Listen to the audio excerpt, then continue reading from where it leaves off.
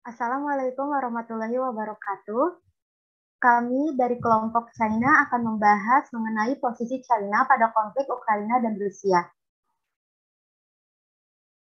Kami beranggotakan 5 orang anggota, yaitu Nurul Alia Maulida, Deidra Puspalinata, Safna Desti Wahyuni, Rita Aliria, dan Karisma Oktaviani. Pembahasan kami terdapat introduction atau pengenalan awal, lalu dilanjut dengan model John Lovell, yang ketiga ada the strategies, dan yang terakhir ada conclusion atau kesimpulan. Dimulai dengan pengenalan isu awal, yaitu China terhadap konflik Ukraina-Rusia. China menolak menyebut langkah Rusia di Ukraina sebagai invasi dan mendesak semua pihak untuk menahan diri. Mengenai definisi invasi, China pikir bahwa harus kembali ke cara melihat situasi saat ini di Ukraina.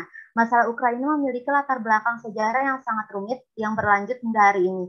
Mungkin tidak semua orang ingin melihatnya. Dan kedua belah pihak mengumumkan bahwa kemitraan strategis yang bertujuan untuk melawan pengaruh Amerika Serikat dan mengatakan bahwa mereka tidak akan memiliki bidang kerjasama yang terlarang.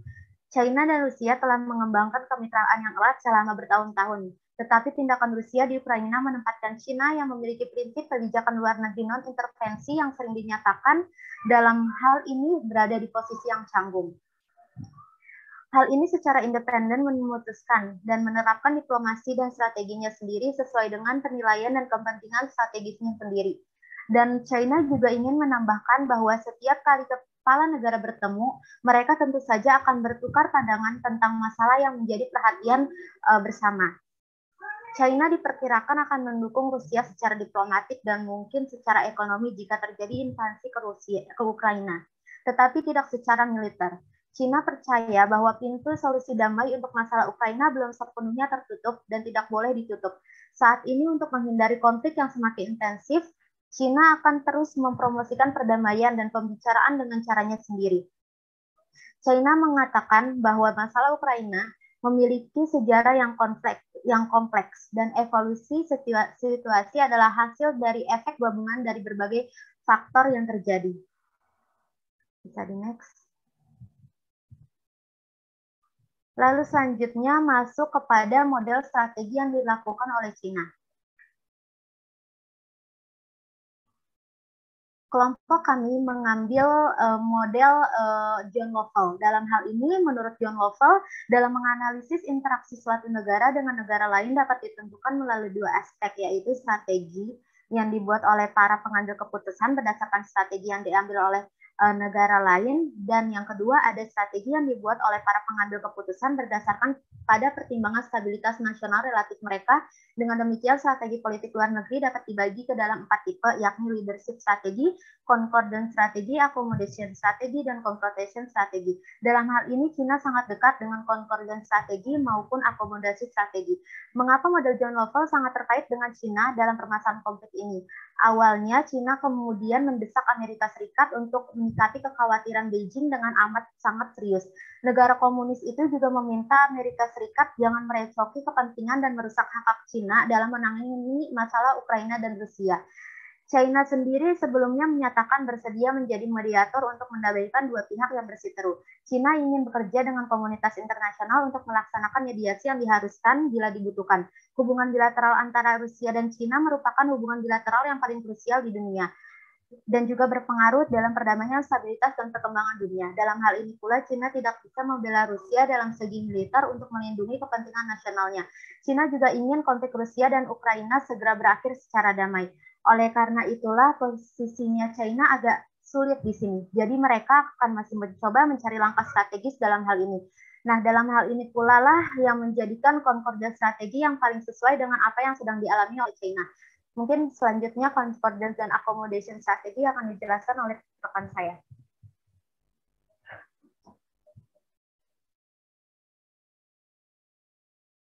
Baik, yang pertama mengenai accommodation strategi.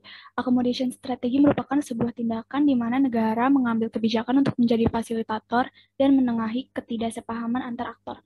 Accommodation strategi merupakan strategi yang diambil oleh negara pembuat keputusan ketika kemampuan negaranya dipandang lebih lemah dari negara lain dan memandang kemampuan negara lain akan mengancamnya.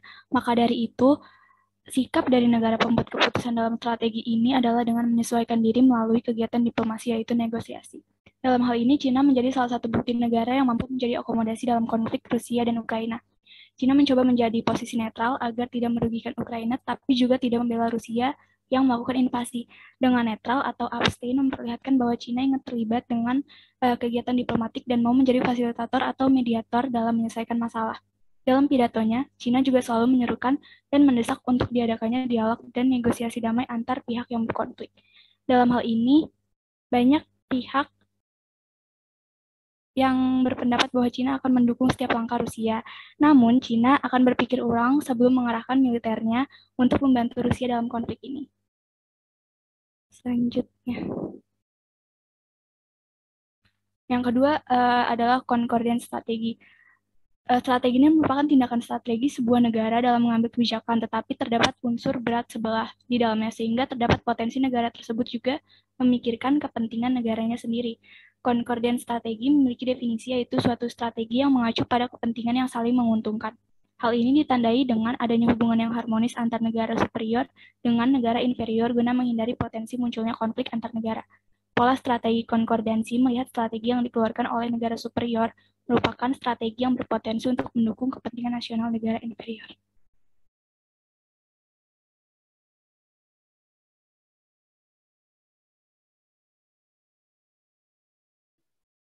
Dalam pembahasan selanjutnya juga masih dalam concordance strategi. Dalam konflik antara Rusia dan Ukraina, Cina memang abstain dalam sidang PBB. Tetapi sebenarnya, Cina dengan Rusia memiliki hubungan kerjasama yang sangat erat dan bisa saja sangat mendukung Rusia. Dalam concordance strategi ini, terlihat dari bagaimana Cina sangat berhati-hati dalam mengomentari konflik antara Rusia dan Ukraina. Cina juga memahami bahwa terdapat alasan di balik tindakan Rusia ini, apalagi terkait dengan kekhawatiran terhadap permasalahan keamanan. Maka dari itu, negara pembuat keputusan akan memilih strategi ini dan cenderung akan menjalin hubungan secara baik dengan negara lain yang kemampuannya lebih kuat. Negara pembuat keputusan akan membuat kebijakan-kebijakan yang meminimalisir dalam strategi ini serta konflik yang mendukung inisiatif dari negara lain yang lebih kuat. Concordance strategi mengacu pada adanya suatu kepentingan yang saling menguntungkan namun menyadari bahwa kapabilitasnya relatif lebih rendah daripada negara lainnya. Maka para pembuat keputusan negara akan berusaha untuk menjalin hubungan yang harmonis dengan negara A dengan cara menghindari pembuatan kebijakan luar negeri yang dapat menimbulkan konflik dengan negara lainnya. Boleh dilanjutkan?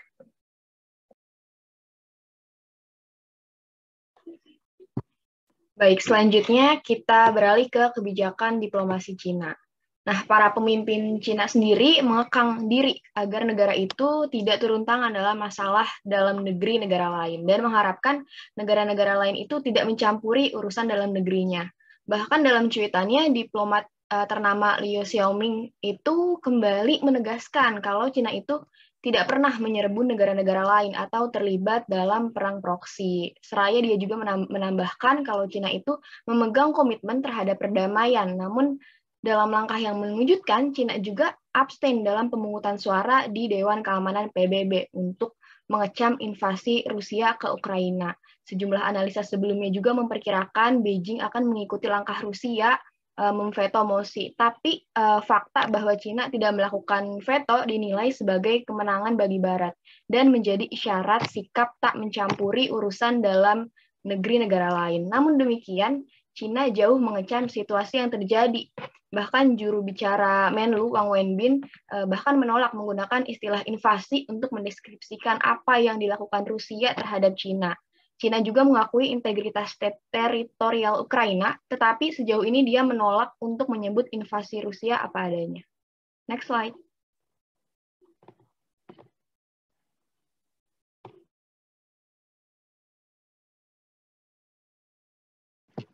Boleh di next slide?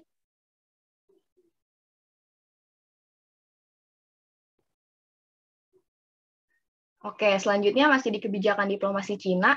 Cina juga mendorong perang Rusia dan Ukraina untuk diselesaikan melalui dialog dan negosiasi. Cina sendiri meminta Amerika Serikat, NATO, dan Uni Eropa untuk terlibat dalam dialog yang setara dengan Rusia. Kebijakan luar negeri Uni Eropa, Kepala Kebijakan Luar Negeri Uni Eropa, Josep Borrell, menilai kalau Cina itu harus menjadi mediator dialog perdamaian antara Rusia dan Ukraina, karena menurutnya negara Eropa itu tidak bisa memenuhi peran tersebut. Bahkan katanya itu tidak ada alternatif lain, harus Cina. Itu kata dari Borrell dalam wawancara bersama media Spanyol, El Mundo. Lalu diplomasi itu tidak hanya dilakukan oleh Eropa atau Amerika. Diplomasi Cina sendiri memiliki peran untuk dimainkan saat ini. Josep Borrell juga mengatakan seperti itu. Dan selanjutnya Cina tidak mungkin untuk bergabung dengan Amerika Serikat dan sekutunya dalam mengeluarkan sanksi ekonomi terhadap Rusia. Cina memposisikan diri dengan peran konstruktifnya dalam meredakan ketegangan di Ukraina.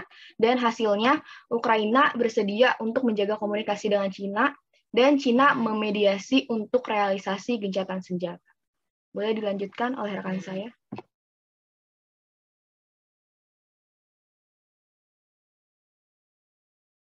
Baik, selanjutnya adalah kesimpulan. Nah, dengan kondisi yang sudah terjadi, kini antara Rusia dan Ukraina, China memiliki kebijakan luar negeri dengan model strategi tertentu, yaitu concordance dan accommodative strategy. Melalui model strategi keduanya ini, China mampu menjelaskan posisi dirinya di tengah-tengah situasi krisis terjadi karena satu sisi China berhubungan baik dengan Rusia. Namun, hal ini tidak menjadi faktor China mendukung dan menjadi kubu Rusia dalam hal ini. Menggunakan model John P. Lovell yang merumuskan beberapa bentuk interaksi antar negara dalam perspektif strategi, yaitu leadership strategi, confederation strategi, accommodation strategi, serta concordance strategi. Dalam konflik antara Rusia dan Ukraina, China memang abstain dalam sidang PBB, tetapi sebenarnya China dan dengan Rusia memiliki hubungan kerjasama sangat erat dan bisa saja mendukung Rusia. Dalam concordance strategi ini terlihat dari bagaimana China sangat berhati-hati dalam mengomentari konflik antara Rusia dan Ukraina. China juga memahami bahwa terdapat alasan di balik tindakan Rusia ini, apalagi terkait dengan kekhawatiran terhadap permasalahan keamanan. Dalam menanggapi konflik antara Rusia dan Ukraina, China cenderung tidak ingin melakukan campur tangan langsung kepada kedua belah pihak. China lebih memilih untuk menjadi mediator dalam proses negosiasi antara Rusia dan Ukraina demi mencapai kesepakatan bersama dan menciptakan perdamaian. Nah, ini kami mengutip quotes dari Albert Einstein, yaitu peace cannot be kept by force, it can only be achieved by understanding. Jadi kalau kita mau mencapai perdamaian, maka yang kita harus lakukan adalah saling mengerti satu sama lain. Itu dengan berdialog, bernegosiasi, dan berdiplomasi. Sekian presentasi dari kelompok kami. Kurang lebih mohon maaf. Wassalamualaikum warahmatullahi wabarakatuh.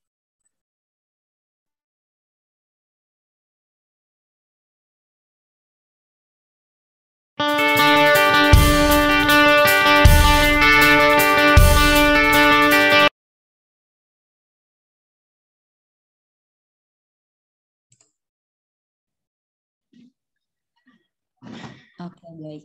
Selamat malam Mas Laudi dan teman-teman semua. Izinkan kami mempresentasikan materi berjudul Kebijakan Luar Negeri Amerika Serikat dalam Konflik Ukraina dan Rusia. Di sini kami mempunyai 5 anggota, yaitu Sean Adam Gofar, Muhammad Farel Aditya Suryawan, saya sendiri Nur Jihan, Laila Rizky, dan Arun Putri Nugroho. Di sini kami memiliki beberapa table of contents yang terdiri dari kebijakan luar negeri dan faktor perumusan kebijakan luar negeri. Untuk materi yang pertama yaitu kebijakan luar negeri akan disampaikan oleh Farel. Baik, terima kasih Jihan. Untuk sebelumnya untuk membahas kebijakan luar negeri ini, kami menggunakan pola adaptasi James Rosenau, di mana kami melihat pola adaptasi ini lebih cocok untuk membahas terkait kebijakan luar negeri Amerika Serikat dalam menyikapi konflik Rusia-Ukraina ini. Di mana dalam pola adaptasi James Rosenau ini ada keempat pola, yaitu yang pertama ada preservative adaptation, yang kedua acquisition adaptation, yang ketiga intransigent adaptation, dan yang terakhir adalah promotive adaptation. Namun di sini kami merasa preservative adaptation merupakan pola yang sangat cocok untuk membahas tindakan kebijakan luar negeri Amerika terkait konflik Ukraina dan Rusia tersebut. Mengapa kami lebih memilih preservative adaptation? Hal ini dikarenakan preservative adaptation itu lebih melihat terkait perubahan internal dan eksternal. Seperti yang pada saat ini kita lihat di kebijakan luar negeri yang dikeluarkan oleh Amerika Serikat ini merupakan sebuah tindakan yang bersifat responsif terhadap perubahan internal dan eksternal. Baik, selanjutnya saya akan membahas dari kebijakan luar negeri Amerika yang berkaitan dengan perubahan eksternal, yaitu yang pertama adalah sanksi ekonomi yang ditujukan oleh Amerika Serikat terhadap Rusia, di mana sanksi ekonomi ini ditujukan untuk menghambat aktivitas perekonomian Rusia sehingga Rusia dapat menghentikan invasi terhadap Ukraina. Selanjutnya ada intensifikasi pengiriman bantuan militer, di mana bantuan-bantuan militer ini berfungsi untuk membantu Ukraina untuk melawan militer Rusia yang memiliki persenjataan yang lebih lengkap daripada militer Ukraina. Lalu kenapa ini eksternal? Karena hal ini dipengaruhi oleh perubahan eksternal, yang mana Ukraina ini merupakan sekutu strategis Amerika, sehingga Amerika perlu mengambil sikap dalam kebijakan luar negerinya terkait invasi Rusia terhadap Ukraina ini. Baik, selanjutnya akan dilanjutkan oleh rekan saya. Terima kasih. Baik, terima kasih Farel. Selanjutnya saya akan membahas dari segi internalnya. Mungkin bisa kembali ke slide sebelumnya. Nah, ya. Yang pertama itu ada pengeluaran Bank Rusia dari SWIFT, kecuali Cyberbank dan Gazprombank. Jadi, salah satu sanksi yang diberikan oleh Amerika dan negara-negara Eropa lainnya adalah mengeluarkan bank-bank Rusia dari SWIFT.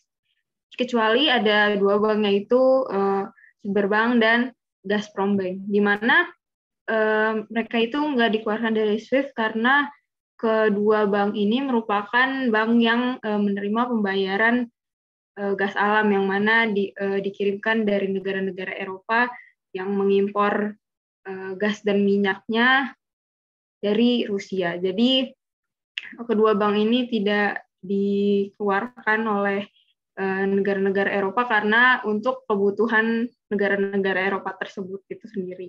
Lalu yang kedua ada arah kebijakan yang bersifat multilateralisme. Seperti yang kita tahu, kalau misalnya Joe Biden ini berasal dari partai Demokrat, yang mana lebih menekankan pada arah kebijakan yang multilateralisme dan juga menekankan pada diplomasi. Mungkin nanti terkait hal tersebut bisa dijelaskan lebih lanjut oleh rekan saya. Maka dari itu kedua hal ini masuk ke dalam tindakan Amerika yang bersifat responsif terhadap perubahan internal, karena tindakan-tindakan ini diambil melihat dari keadaan Amerika sendiri. Seperti itu. Mungkin bisa dilanjutkan oleh rekan saya. Terima kasih.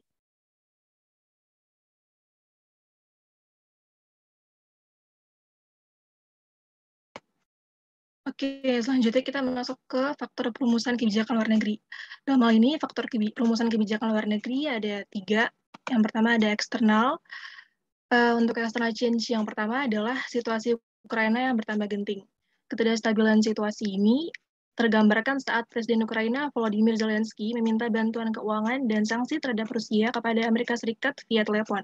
Tidak hanya kondisi Ukraina, external change kedua juga berasal dari kawasan Eropa Timur, di mana invasi Rusia turut membawa Eropa Timur ke dalam mimpi buruk kekerasan dan pertumpahan darah yang tidak terlihat sejak hari-hari tergelap Perang Dunia II. Dengan adanya external change dari Ukraina dan Eropa Timur ini, Amerika Serikat menanggapi perubahan tersebut dengan mengirim pasukan ke Eropa Timur sebagai upaya mengamankan negara anggota NATO dari serangan Rusia. Meski demikian, Biden menegaskan tidak akan menurunkan pasukan ke Ukraina.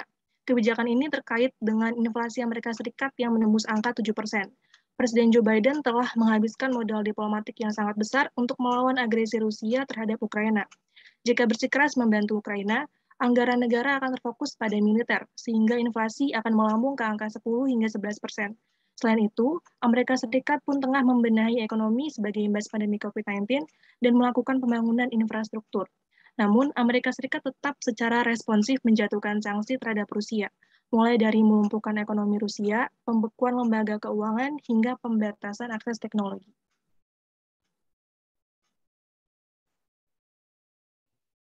Oke, selanjutnya kita akan membahas tentang internal change sendiri. Pasca dilantiknya Presiden Joe Biden pada tahun lalu, tentunya akan menghasilkan arah kebijakan luar negeri Amerika Serikat yang baru, di mana sebelumnya pada masa Presiden Donald Trump, itu Amerika menggunakan arah kebijakan unilateralisme, sedangkan pada saat ini di bawah Presiden Joe Biden, Amerika menggunakan arah kebijakan multilateralisme yang cenderung menitik beratkan pada diplomasi. Nah, salah satu action step untuk bisa mencapai kebijakan tersebut adalah dengan memperkuat aliansi bersama negara-negara mitra yang mana banyak didominasi oleh negara-negara Eropa, di mana hal ini kemudian menjadi salah satu dasar yang kuat bagi Amerika untuk menetapkan stance-nya untuk berada di posisi Ukraina. Oke, yang ketiga, tadi setelah kita bahas tentang internal dan external change yang terjadi di Amerika, gaya kepemimpinan atau leadership dari Joe Biden ternyata juga mempengaruhi nih pengambilan kebijakan luar negeri di masa pemerintahannya. Seperti yang kita semua tahu bahwa Joe Biden adalah seorang anggota dari Partai Demokrat, dan Partai Demokrat sendiri punya semacam ideologi dan pandangan yang tentu saja berbeda dengan Partai Republik dan turut mempengaruhi gaya kepemimpinan setiap presiden yang berasal dari partainya. Karakteristik dari Demokrat sendiri adalah Demokrat lebih menekankan nih pada penguatan liberal. Melalui apa? Melalui yang pertama adalah peningkatan value. Biasanya bisa kita lihat lewat peningkatan ekonomi dan penguatan ekonomi ketika Amerika Serikat dipimpin oleh orang-orang dari Demokrat, serta ada equality atau persamaan, di mana orang-orang dari Partai Demokrat ini karena lebih liberal, mereka lebih menyukai atau lebih condong ke arah equality atau persamaan, baik untuk mengatasi permasalahan yang ada di dalam internal maupun eksternal Amerika Serikat. Bisa di next. Nah, kira-kira gimana sih pandangan leadership Joe Biden terhadap Ukraina? Yang pertama adalah penyelesaian masalah lewat negosiasi. Seperti yang kita tahu bahwa tadi Demokrat merupakan partai atau yang memiliki ideologi tentang peningkatan value, dan Demokrat menganggap bahwa keamanan dunia dapat tercipta lewat pengeratan hubungan antar negara. Oleh karena itu, Joe Biden sendiri memandang bahwa permasalahan di Rusia dan Ukraina bisa diselesaikan lewat negosiasi saja, bisa diselesaikan lewat negosiasi dan tidak harus diselesaikan lewat adanya perang atau invasi militer. Yang kedua adalah Biden merasa bahwa menurunkan pasukan akan memperlambat atau menurunkan pertumbuhan perekonomian. Seperti yang tadi sudah dijelaskan oleh rekan saya, dan saya juga jelaskan bahwa Joe Biden juga lebih menekan, seorang Demokrat itu lebih menekankan pada pertumbuhan perekonomian. Mengingat bahwa tadi dalam Amerika Serikat baru saja pulih perekonomiannya dari masa pandemi COVID-19, sehingga Biden merasa bahwa dengan menurunkan pasukan di Ukraina, maka ini akan berdampak sekali kepada perekonomian Amerika Serikat. Apalagi, seperti yang teman saya tadi jelaskan juga, bahwa Amerika Serikat sedang mengalami inflasi di angka 7%, dan itu merupakan angka yang cukup besar. Oleh karena itu, Biden merasa bahwa dengan menurunkan sanksi dan juga beberapa hukuman non-militer kepada Rusia, ini akan memaksa Rusia untuk bisa menyelesaikan masalahnya lewat negosiasi dan meminimalisir adanya ancaman atau kemungkinan perang yang lebih besar lagi, kayak gitu. Oke, bisa di next. Oke, kesimpulan dari presentasi kelompok kami bahwa yang pertama adalah kelompok kami menganggap bahwa preservative adaptation yang diusung atau dikemukakan oleh James Rosenau merupakan teori yang paling cocok untuk mengkaji kebijakan luar negeri yang dikeluarkan Amerika Serikat dalam menyikapi pandangan Rusia dan Ukraina. Bisa dilihat juga bahwa tadi kami sudah menjelaskan tentang adanya faktor eksternal, internal, dan juga leadership dari kepemimpinan Joe Biden yang mempengaruhi pandangan beliau terhadap pengambilan keputusan kebijakan luar negeri dalam menyikapi Rusia Ukraina. Kami berharap bahwa materi kami pada hari ini bisa membantu teman-teman semua untuk bisa memahami pengambilan keputusan kebijakan luar negeri berdasarkan teori James Rosenbaum. Oke, sekian dari kelompok kami. Kurang lebihnya mohon maaf. Wassalamualaikum warahmatullahi wabarakatuh.